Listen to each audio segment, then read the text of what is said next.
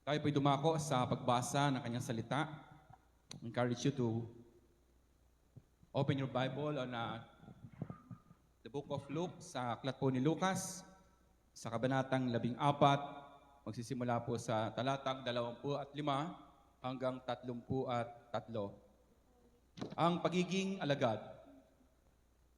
Sumama kay Jesus ang napakaraming tao, humarap siya sa kanila at kanyang sinabi, "Hindi maaaring maging alagad ko ang sinumang umiibig sa kanyang ama at ina, asawa at mga anak, mga kapatid, at maging sa sarili niyang buhay ng higit sa akin.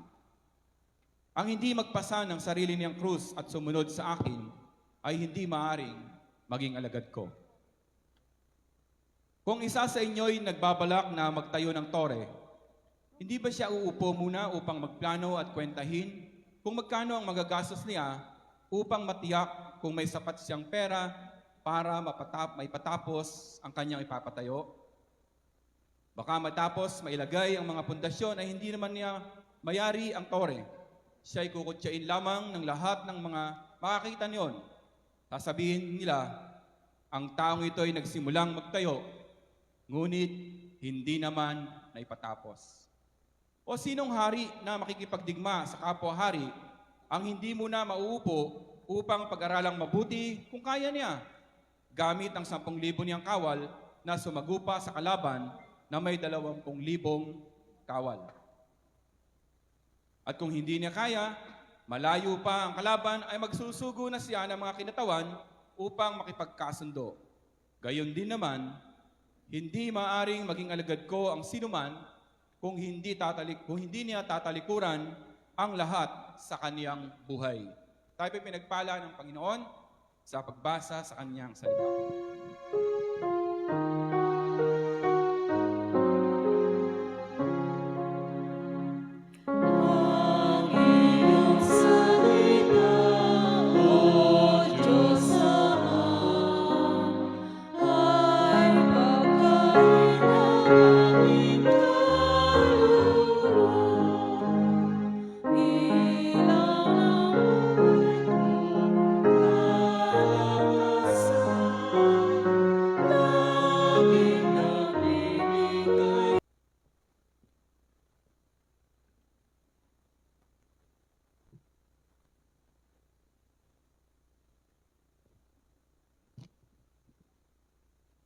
Magandang umaga po sa bawat isa sa atin.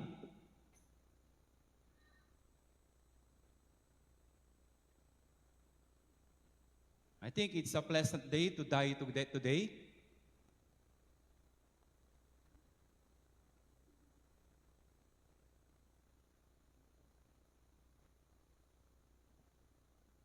Dami po natin. Kahit kaninang umaga, ang dami po natin. Napakabuti po ng Panginoon. Actually, yung kinanta nila kanina ay one of my encouragement kapag dumarating sa punto na para bang ayoko na. Para bang nalulunod ako sa mga nangyayari. Pagka sinasabi ko sa sarili ko na being Christian is somehow suffocating. Maraming mga pinagdadaanan, marami kang mga dapat consider, marami kang dapat na isalang-alang. Kaya minsan may isipin mo na kailangan pa bang sumunod sa ating Panginoon? Kailangan pa bang magpatuloy? Kailangan pa ba ang lahat ng ito sa buhay mo, sa buhay ko, sa buhay ng bawat isa sa atin, so that we can experience the same? Nakakalunod minsan ang maglingkod, nakakapagod. At sometimes yung pagod ay it bursts through. Hindi lang sa ating hindi lang sa ating katawan, something na meron pa beyond that. At talagang mapapagod ka. But as I was looking sa ating congregation ngayon, okay lang na mapagod. Okay lang na maraming mga sigalot o maraming mga pinagdaraanan. Kung ang kapalit naman ay katulad nyo, mga kapatid. We have a plenty of harvest today. Pwede po bang palakpakan natin ang Panginoon? And it's very appropriate yung ating paksa ngayong umaga patungkol po sa halaga o ano ba ang kailangan mong bitawan? Ano ba ang kailangan mong isuko?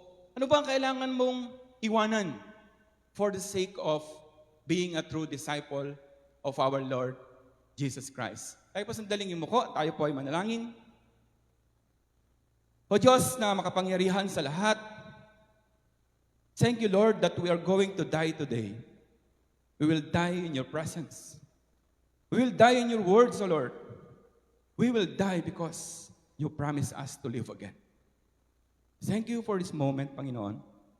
Hayaan mo, O Lord, alang landas na nais mong makita sa amin, ay patuloy namin, O Lord, na masundan, Lord. That we will trailblaze, O Lord, that road, Panginoon, towards your victory. Hawakan mo kami, Panginoon, at minsan pa sa oras na ito, Lord, sa mga sandaling ito, hinihiling namin ng iyong Banal na Espiritu ang kumilos, Panginoon. We're so many today, O Lord.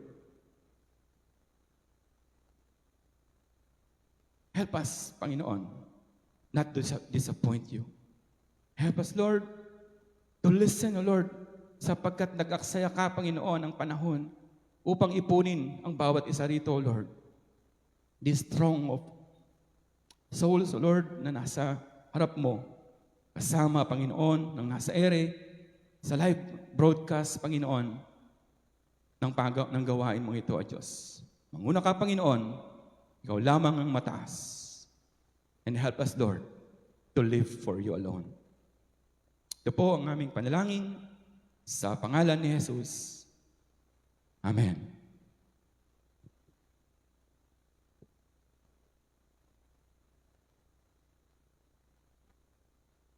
Patuloy po nating susundan ang serya ng ating lectionary reading. Ngayon po ay dadako tayo sa Lucas.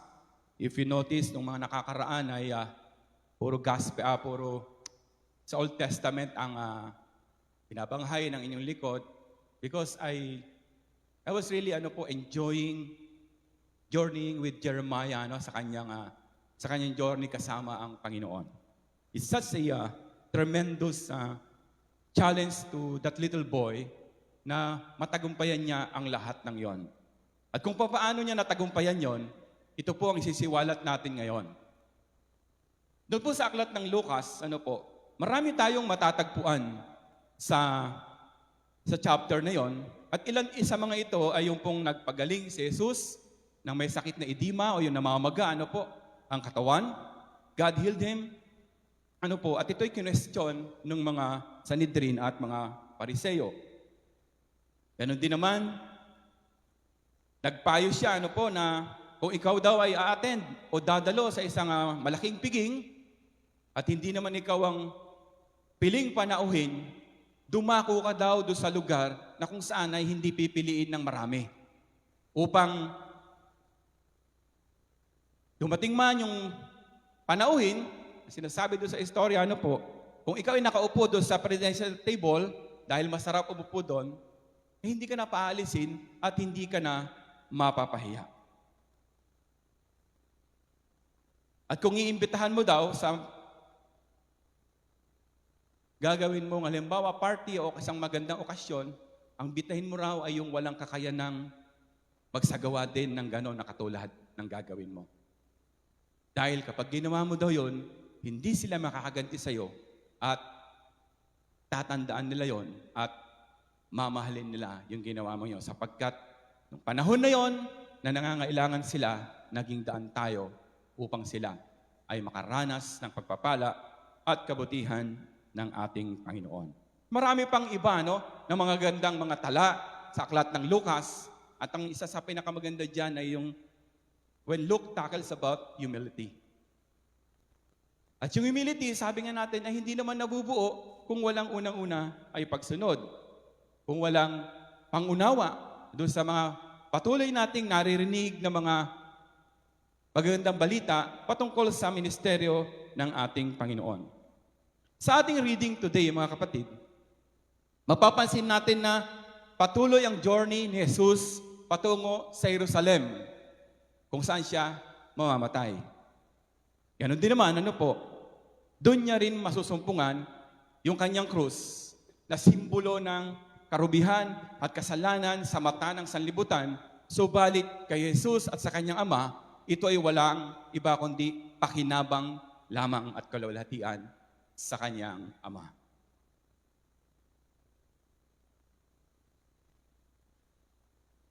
Sa marami sa atin, o sa crowd na palaging kasama ng ating Panginoon, para sa kanila, ang pagtungo ni Jesus sa Jerusalem ay ang pagputong sa kanyang korona.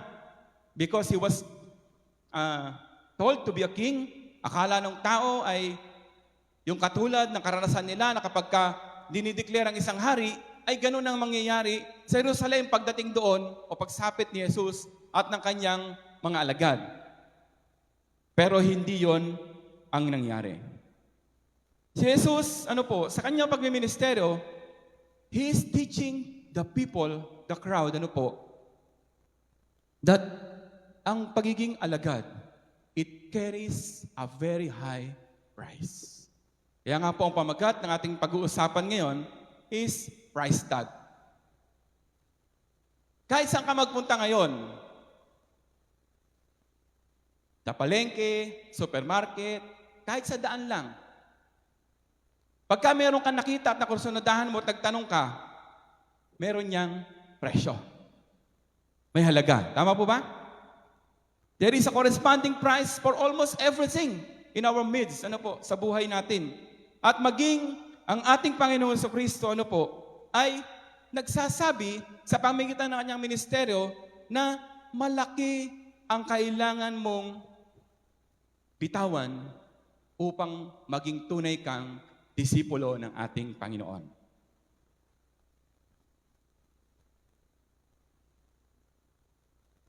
Dali po ha. Mabuksan kanina yung aking.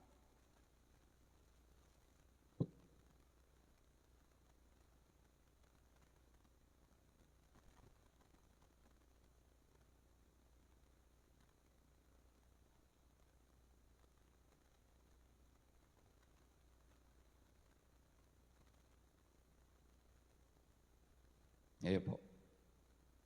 So, tinuturo ng Panginoon sa mga tao na naroon noong panahon na yon na hindi basta-basta ang maging disipulo ng Panginoon. There is indeed a very high price in following the Lord Jesus Christ.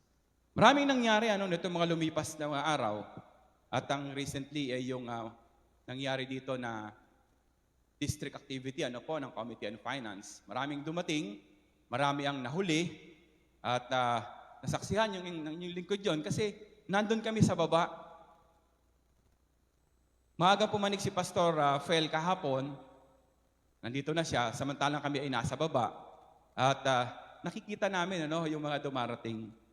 At minsan matutuwa ka, minsan you feel a little discouraged kasi gawain nyo ng Panginoon, makakabuti, minsan we neglect that part. Tulad nung paglilinis din namin kahapon, alam niyo po, I was almost gusto ko nang sumuko kahapon at pagod na rin ako. Kaya lang sabi ko nga, nung naupo ako doon, nakita ko sila panay pa ang sinop. Nung naka-recover ako ng konti, bumalik ako at tumulong din. So, kung nakita nyo kami kahapon, ay talagang madumi kami. Bakit natin nagagawa yon? Bakit napagtsatsagaan natin at napagtitiisan ng ganon? Isa lang po ang tugon doon. Naunawaan natin na ang pagsunod, kahit malaki ang kailangang mawala sa iyo, nagagawa natin ito dahil natututunan na nating mahalin ang ating Panginoon. Nung tayo sumunod sa Panginoon, tayo ay nagpasya. Kaya ang tanong ulit sa atin ngayon, kaya pa ba nating isa-isang tabing muli ang lahat alang-alang sa pagsunod sa ating Panginoon? Kaya mo pa bang iwanan ang pamilya mo na sinasabi kanina? Iwanan mo ang kapatid mo for the sake of the cross?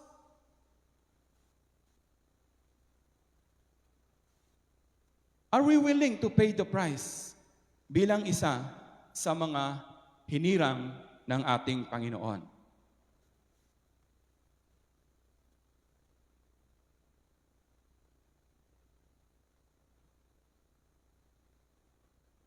We used to implement unrestricted actions o kaluwagan to authentic stewardship. Sa totoong regular na pagdalo sa panambahan at church gatherings, honest business dealings, and other costly commitments. Even at times, mga kapatid, we do not want to hear messages as well as topic about tithes and giving. Dalas ko marinig ito nung hindi pa ako narito sa inyo, na kapag ka dumarating ang paksa patungkol sa giving, patungkol sa tithes, patungkol sa pagbibigay mo ng buo mo para sa ministeryo ng Panginoon. Nung nandun ako sa ibang bansa, minsan may nagsalita sa akin, "Bro, may mga bago eh." Hinahinay lang sa message. So even us, minsan na mga Kristiyano, ayaw nating naririnig ito. And yet, we always acknowledge na ang laki ng isinakripisyo ng Panginoon so that we will learn from Him the value of a true discipleship. At habang tayo umaalis sa ganitong diwa, habang tila ba ayaw natin gawin kung ano yung nararapat, isa sa natutuwa rito, mga kapatid, ay ang kaaway. He is in jubilation kapag hindi natin nagagawa, kapag hindi natin nasasabi kung ano ba talaga ang responsibility ng isang tinawag ng ating Panginoon. Minsan iniisip natin na kung hindi tayo magdidisiplina, if we remain complacent, ang mga dadalo o idinadako ng Diyos sa ating iglesia ay babalik ulit. Yeah, we try to court them. We try to say sweet nothings to them, promising false hope that our church is good. Our church is okay. Welcome ka dito. And so forth and so on na sinasabi natin. Sometimes we fall on the same trap of this word. Ayaw natin sabihin kung ano yung totoo, kung ano yung tama. At ayaw nating magdisiplina.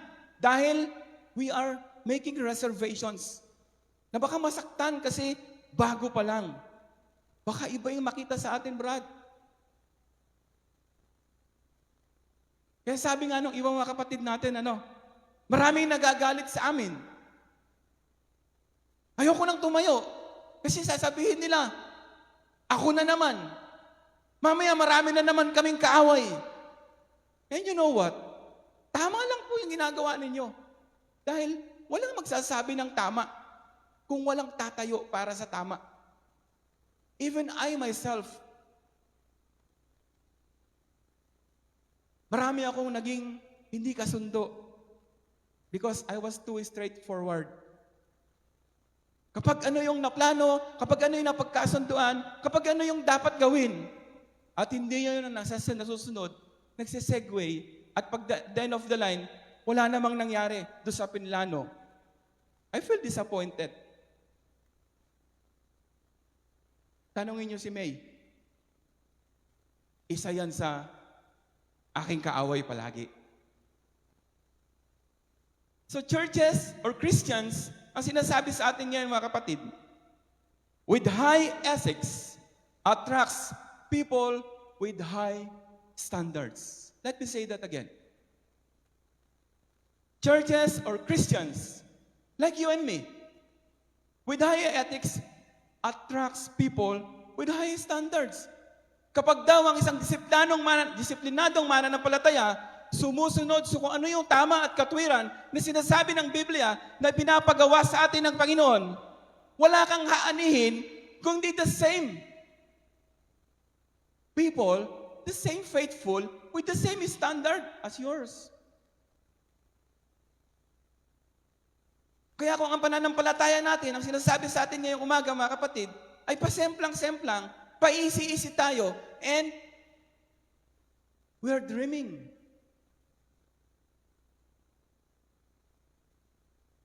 Na ang ating sanktuaryo ay mapupuno ng katulad din ng bawat isa sa atin. We are totally wrong. Hindi tayo aani ng ganon na inaasahan natin kung tayo mismo ay wala ng mga bagay na ganito.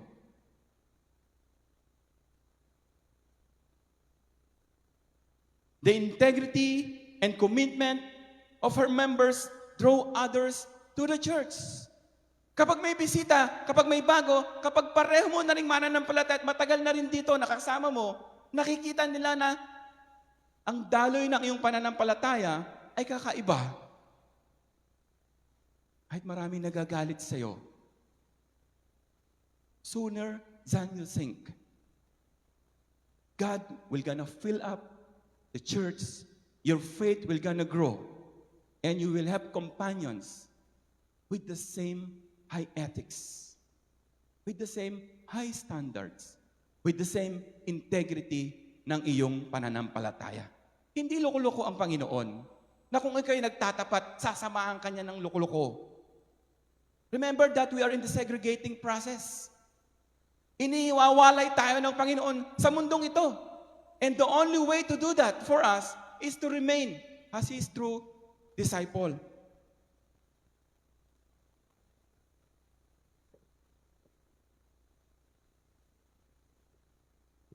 Sa equation ng ating Panginoon, ano po? Itong sinasabi, ano po? If there is no high standard values, if there is no spiritual integrity, your harvest on your now ministry will be dismal. Nakakalungkot, baka wala pa. Amen po ba? Kung walang nakikitang integridad sa iyong espiritual na buhay, kung walang standard values kang pinapangalagaan sa buhay mo, sa iyong sambahayan, do not expect na ang sambayan mo ay lalago, mapagpapala. Let me paraphrase that. Do not expect the church will gonna be filled up. Wala pong ganon.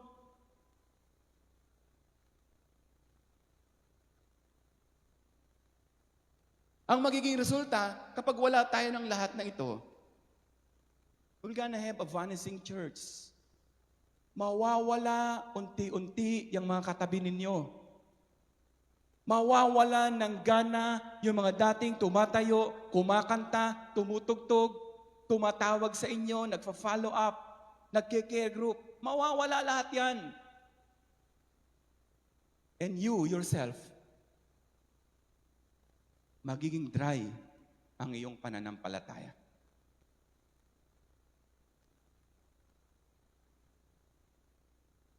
Matutuyo po tayo. Naghahanap ang mga tao ng lugar kung saan makikita nila ang tunay na pagpapahalaga ng membro sa kanilang pagsunod, sa kanilang pananampalataya at pamumuhay bilang isang Kristiyano. Kaya sabi ko po kanina, mga kapatid, this is a good day to die today. Because look around you. Dahil marami sa inyo ang nakasumpong na nito. Look around you. These are the fruit of your labors. Ito yung naging bunga ng iglesia. Ito yung naging bunga ng inyong pagsunod.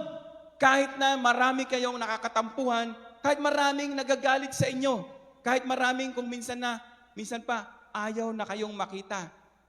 Dahil wala ka nang sinasabi sa kanila kung hindi patungkol sa pananampalataya mo. Ang dami natin ngayon, mga kapatid.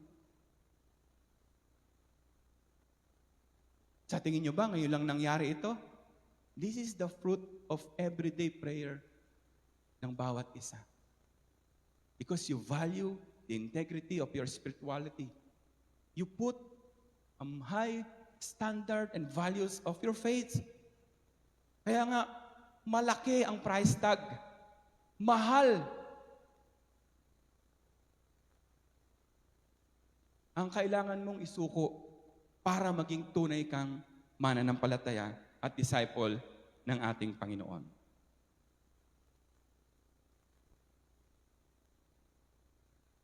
Marami pa rin ang ayaw ng ganito. And some churches nowadays are whispering sweet nothings, kagaya ng sabi ko kanina, to their target groups or individuals. Giving the church a false hope, they're painting the church as if okay ang church. At kung medyo magluluwag, ay mas makakaaya ng tayo ng mga bagong miyembro. They are willing to embrace ungodly ways. They pretend that everything is just fine and God is okay with it. God is okay with it. Okay lang yan, Brad. Di naman linggo ngayon. Pwede tayong bumalik. Pwede tayong humingi ng tawad. Well, totoo naman yun, pwede. But are you happy doing that thing over and over again? Do you think God ay natutuwa sa atin kapag gano'n ang ating nagiging pamantayan sa buhay? And we're still claiming ourselves as Christian. Born again. I have Christ in me. Marami sa kanila, sa mga kapatid natin na mas gusto yung mag-relax. Ayaw nilang mapagod. Kaya nga sabi ko kaninang umaga, nung Friday dahil walang pasok, nag-aya ako ng basketball. Naglaro kami. Pero habang papunta ako doon, sabi ko, Lord, sino ba ang makakasama ko ngayon na maglilinis?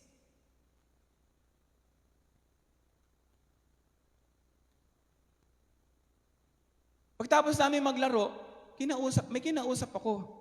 Sabi ko, pwede niyo ba akong samahan? Yung dati na maraming alibay, yung dati na hindi mo pa natatapos, sasabihin mo, Pastor, meron kasi akong pupuntahan eh. Ay, Pastor, sana sinabi mo ng maaga. Nung narinig nila, yung aking pakiusap, masagot, sige po, Pastor. They are now changing. They are now growing. Ayaw na nila nung nagre-relax. At marami sa kanila dumalo pa doon sa leadership training ng mga kabataan. Kapag ka nakakita kayo ng ganitong church, kapag ka meron kayong mananampalataya na tila ba ganito ang tingin nila sa kanilang pagsunod sa Panginoon, do not join with them. I'm telling you, do not join. Do not ever entertain them. Ililigaw po tayo noon. Let's just pray for them. Kaya nga sabi ng ating Panginoon, ang daan sa pagiging alagad ay hindi madali at hindi ito tinago sa atin ng Panginoon. Kaya nga siya yung unang nagbigay ng halimbawa. His lashes, kung paano siya inalimura ng tao, lahat yun pinagtiisan ng Panginoon. Bakit? Pinanghawakan niya yung pangako ng kanyang ama na sabi sa kanya na ito ang gagawin mo. And our calling is much the same. Our calling is much the same. Hindi madali ang pagiging alagad. It carries a very, very high price tag. Malaki ang kabayaran. Kahapon, nagtatawanan kami ng mga UMM kasi ang topic is commitment. Nung nabanggit at nabasa ni nung kapatid yung tungkol sa commitment, kinalapit yung isa. Commitment daw. Pero naman, nagjo-joke kami. Maganda yung atmosphere kahapon habang naghihintay kami ng mga kasama naming mag-aayos. Commitment daw. Ano. So sabi ko, alam niyo po, kapag ka na-value natin ang commitment, susunod na dyan ang pagsunod. Kasi hindi ka makakapag-commit kapag hindi mo alam sumunod. And you know what? Pag alam mo nang sumunod, it will develop into passion. Na kahit hindi ka tinatawag, hindi ka sinasabihan, alam mo na yun para sa Panginoon mo, naroon ka. Wala ka nang ibang i-consider. Wala ka nang ibang alalahanin. Wala ka nang ibang teka muna. At marami pang alibay. Tatlong bagay ang nais ko pong bigyang pansin ngayong umaga on how to become a disciple. At ano yung cost nito? Sabi po dun sa verse 26, ang unang paalala dun, ni Dr. Luke ay, kung gusto mong maging tunay na disipulo, dapat daw mahalin mo si Kristo nang higit sa lahat. Kaya nga ang paalala doon, sa verse 26, hindi dapat nahihigitan ng ating pamilya, ng ating kapatid, ng ating trabaho, ng ating mga everyday chores, ang para sa Panginoon mo. Dapat lagi siyang nandoon, and everything will come below. And if we're going to do this, then we are on our way into becoming a true disciple of the Lord Jesus Christ. Pangalawa po, ang sabi po sa verse 27, pasanin ang krus at sumunod. Marami sa atin ang nakatingin na lamang doon sa krus. At dahil krus yon, it reflects a lot of things, sa mind ng isang mananampalataya. Kasi pagka-krus, mahirap. Magsasakripisyo. At ito yung ayaw ng marami sa atin. Kaya hindi sila makasunod. Kaya okay na lang sa kanila to follow what the Word intends to do to them. Iligaw at bumalik doon sa dating kalagayan. Pasanin ang krus at sumunod. Ano ba yung inilarawang krus dito, mga kapatid? It's not literally the cross that our Lord Jesus Christ carry, na ginagawa pa rin ng marami sa ating mga ibang kapatid. Yung krus na ito ay anuman yung ayaw mong bitawan para sa Panginoon. Ang krus na ito ay yung mahal na mahal mo, hinihingi sa iyo ng Panginoon, na iwan mo yan, ipagkaloob mo sa akin yan, ayaw natin. This is the cross na sinasabi rito sa 27 ng Lucas. Marami sa atin ang ayaw. Marami sa atin ang may bit-bit na iba't ibang uri ng krus. We don't want to let it go. And we call ourselves disciple.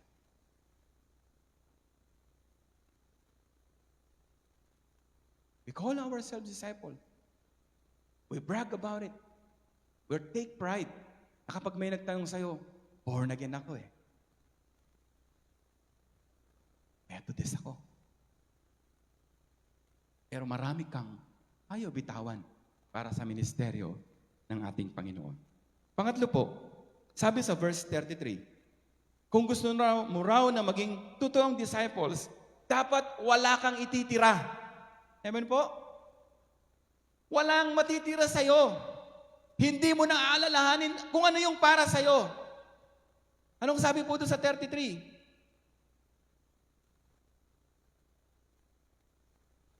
Gayon din naman, hindi maaaring maging alagad ko ang sinuman kung hindi niya tatalikuran.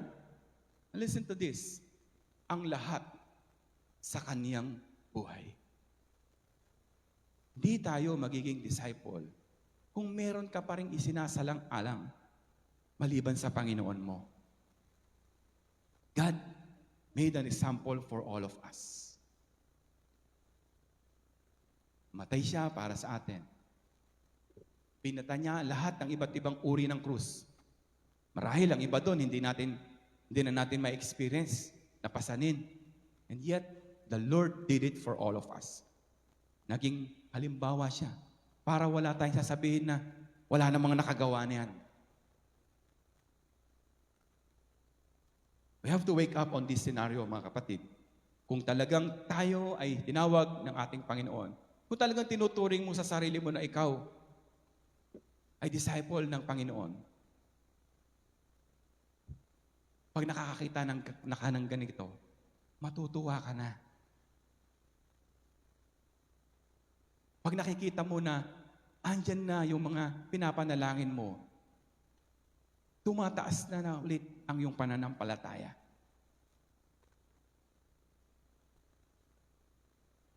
Kaya nga, it carries integrity, spiritual integrity na sinasabi natin kanina. Kung meron tayo noon, lalago ang iglesia. Hindi ito matutuyo. Isa sa pinagpapasalamat ko ay napakaganda ng support group ng ating iglesia. Na kahit minsan pagod na kami, merong support group na magme-message, tatawag, makikita ka diyan, nangungumusta. Little did they know na ang laki nitong bahagi para sa amin. Uy, alam pala nila yon. Ay, salamat at merong naniniwala, merong nagkikare. Kaya kahit pagod ka, yung isang message niyo na tila ba napakaliit, it means a lot. Salamat po sa support group ng ating iglesia. Salamat po sa inyo. Napakalaki ng ating iglesia. Nakakayanan ng bawat isa sa atin na makarating tayo sa ganitong estado and even more dahil po sa suporta ng bawat isa sa inyo.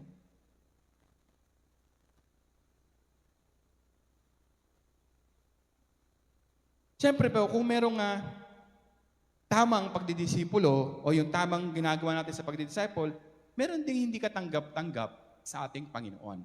Una, sinasabi po doon sa verse 28 to 30. Sabi po doon,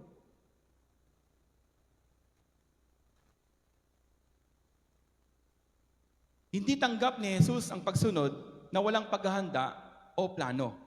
Dahil ang dulot nito ay laging kapahamakan at walang kapayapaan. Katulad na nagtatayo ng tore. Hindi ba? Kung kulang siya sa pagpaplano, kulang siya sa paghahanda, ay hindi nga tatayo yung kanyang pangarap na tore. So it takes a lot of plan and consideration for us to become a disciple. Kapag wala ka nito, mali. Yung sinasabi mong disciple ka ng Panginoon. Pangalawa, sinasabi po dito, ayaw ni Kristo ang pagsunod na di pinag-isipang mabuti.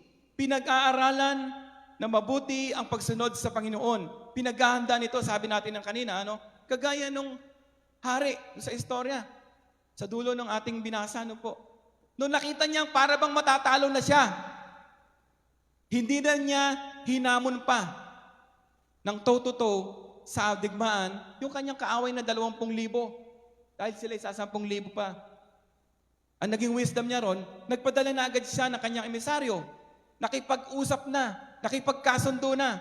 Baka pwede nating tapusin ito sa mapayapang paraan. So hindi kalugod-lugod sa atin, mga kapatid, kung sumusunod tayo sa Panginoon, sinasabi natin, we are into discipleship, pero wala naman tayong programa. Wala tayong sinusunod sa sarili natin. Kapag maisipan, disciple. Kapag wala, wala. At okay lang. Okay lang. Pahintindihan naman ako ng Panginoon. Hindi po ganun ang sinasabi sa atin ngayong umaga ng ating Panginoon, mga kapatid. Hindi po pwede ang malamig na pakikitungo sa ating Panginoon.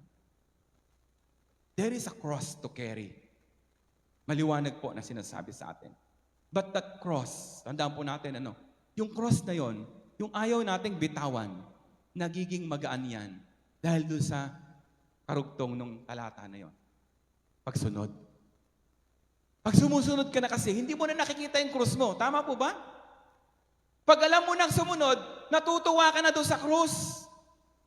Wala ka nang pakialam kung ano man yung cross na kakaharapin mo dahil nakafocus ka na doon sa mabibigyan mo ng luwalhati. Sabi ko nga po kanina, commitment, pagsunod, passion. Isipin nyo kung lahat tayo may passion na para sa Panginoon.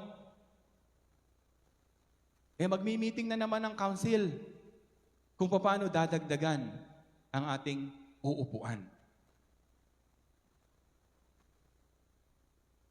Tandaan po natin yon. Dapat po yung pagsunod natin, nauuwi na sa passion.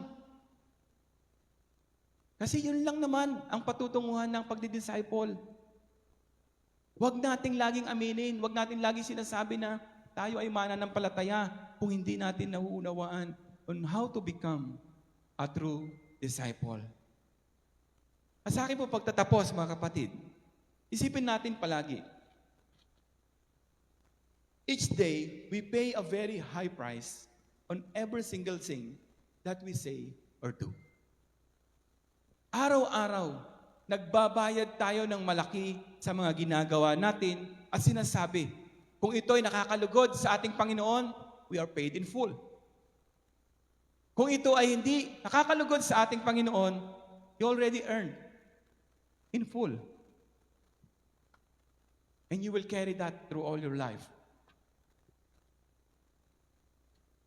Let us make sure that yung ating mga sinasabi, yung ating mga ginagawa, always lead to our spiritual growth and eventually discipleship. Ang dami pong programa ng ating Now Ministry, mga kapatid. Kung gusto niyo pong makabahagi sa discipleship ministry ng ating iglesia, nandiyan po yung ating mga leader ng iglesia. Makipag-ugnayan po tayo. Makimalasakit po tayo. Tulungan nyo kami na magpasan ng iba't ibang uri ng krus upang hindi matuyo ang ating iglesia. At kayo din, hindi matuyo ang inyong pananampalataya. Sa Diyos po ang papuri.